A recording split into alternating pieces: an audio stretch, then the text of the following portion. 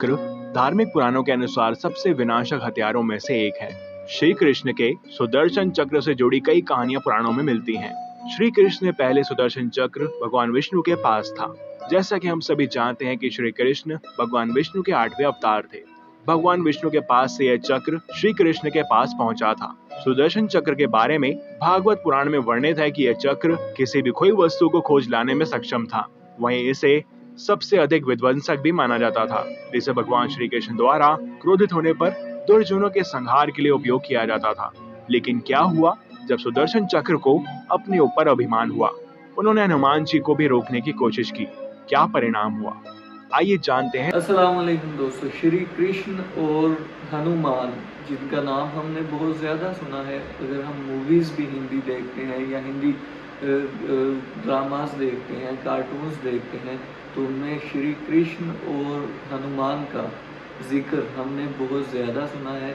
और इनका एक सुदर्शन चक्र है जो कि एक हथियार के तौर पर इस्तेमाल होता था पुराने दौर में।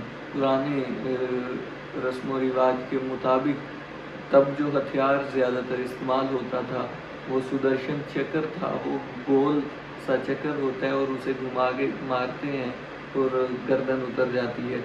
तो वो चक्र के बारे में आज हम जानने वाले हैं। हनुमान वीएस कृष्णा सुदर्शन चक्र, इसके बारे में आज हम इंफॉर्मेशन जानेंगे दोस्तों। Let's see. धार्मिक पुराणों के अनुसार सबसे विनाशक हथियारों में से एक है।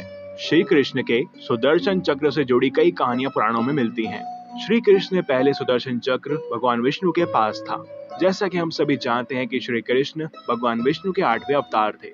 भगवान विष्णु के पास से यह चक्र श्री कृष्ण के पास पहुंचा था। सुदर्शन चक्र के बारे में भागवत पुराण में वर्णित है कि यह चक्र किसी भी खोई वस्तु को खोज लाने में सक्षम था।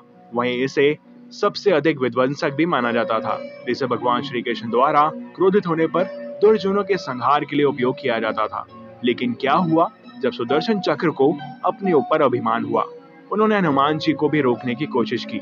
क्या परिणाम हुआ, आइए जानते हैं इस वीडियो में। मगर उससे पहले आप हमारे चैनल को सब्सक्राइब जरूर करें और बोले जय बजरंगबली। तो धार्मिक कहानी इस प्रकार थी। एक दिन श्री कृष्ण अपनी द्वारिका में रानी सत्यभामा के साथ सिंहासन पे विराजमान थे और उनके निकट ही गरुण और सुदर्शन चक्र भी उनकी सेवा में विराजमान थे। बातों ही बातों में रानी सत्यभामा ने व्यंग्यपूर्ण लहजे में पूछा, हे प्रभु, आपने त्रेता युग में राम के रूप में अवतार लिया था।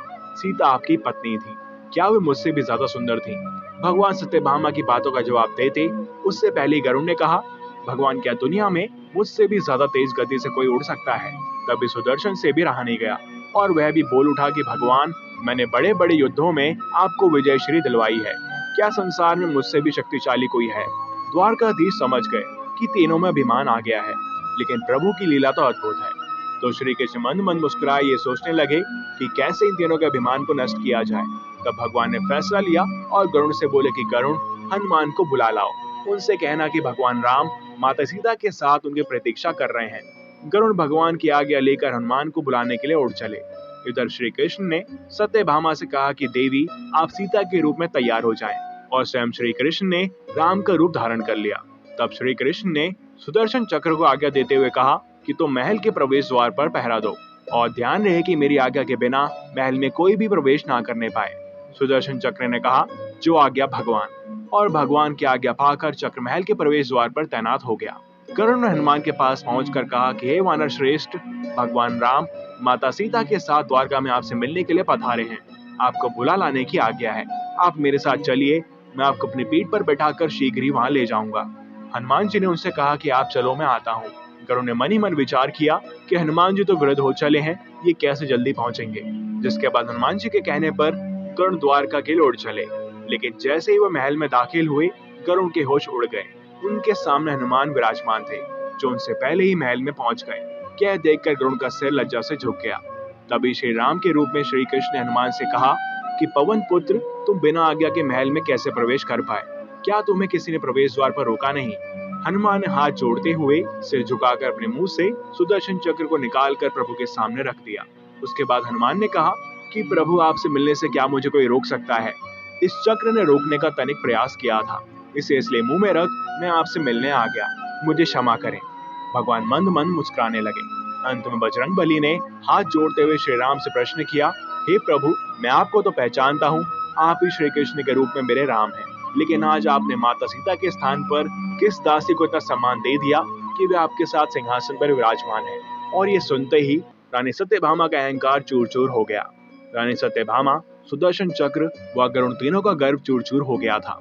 वे भगवान की लीला समझ रहे थे। तीनों की आंखों से आंसू बहने लगे और वे भगवान के चरणों में झुक गए।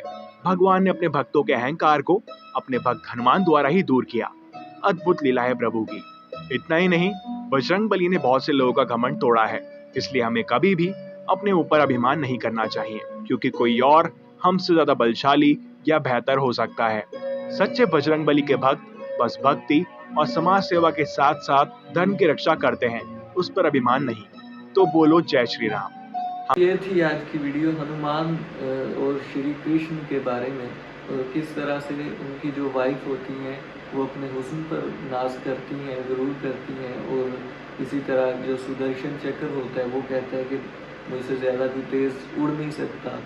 और हनुमान जब आते हैं तो वो तीनों का गुरूर खाक में मिला देते हैं, क्योंकि गुरूर अल्लाह ताला को बिल्कुल पसंद नहीं। अल्लाह ताला कुरान मजीद में फरमाता है कि गुरूर और तकब्बुर को अल्लाह ताला नापसंद फरमाता है। तो इसी तरह किसी भी मज़हब में, क्योंकि कोई भी मज़हब कहीं से तो आया है, कहीं तो वो ठीक होगा कि कोई ना कोई मज़हब जो पुराने मज़हब हैं तो हो सकता है उनके पीछे किसी पैगंबर की तालीम मौजूद हो। तो जो पैगंबरों की तालीम पे मज़हब बने और उनमें बिगाड़ पैदा हुआ और बाद में उन्हें पूजना और उनमें शिर्क पैदा हुआ, तो वो बाद में उनमें तब्दीलियाँ आ गई और वो ख़राब हो गए, तो वो बाद की बात है। और उनमें जो तालीमात हैं वो कहीं ना कहीं इस्लाम से भी कोई ना कोई बात मिलती जुलती निकल ही आती है। जिस तरह ये बात है कि तकब्बुर जो है ये गलत चीज़ है, तो ये एक लॉजिकली भी अगर सोचा जाए तो ये एक गलत चीज़ है। तो दोस्तों ये थी आज की वीडियो।